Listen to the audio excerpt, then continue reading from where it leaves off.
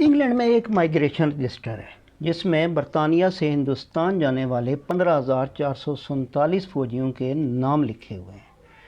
3 لاکھ ہندوستانی تھے جو انگریزی فوج میں بھرتی ہوئے۔ بنگال رجمنٹ، پنجاب رجمنٹ اور بلوچ رجمنٹ انگریزوں نے بنائی تھی اور برِ صغیر کے بھوکے ننگے 2-4 روپے ماہانہ وظیفے پر لڑنے مرنے کو تیار تھے۔ پلاسی کی جنگ میں سراج الدولہ کے خلاف انگریزی فوج میں 90% ہندوستانی ہی تھے۔ غداری کرنے والا بھی میر جعفر ہی تھا۔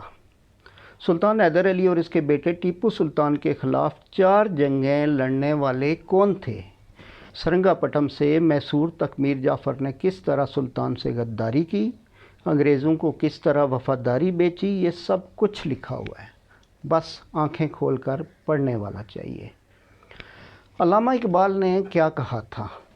جعفر از بنگال و صادق از دکن، ننگے دین ننگے قوم ننگے وطن۔ پنجاب میں رنجیت سنگھ جو انگریزوں کو مشکل وقت دکھا رہا تھا، مسلمانوں کو اس کے خلاف جہاد پر لگا دیا۔ سید احمد شہید اور شاہ اسماعیل شہید دہلی میں ان انگریزوں سے لڑنے کے بجائے بالا کوٹ سکھوں سے لڑنے پہنچ گئے۔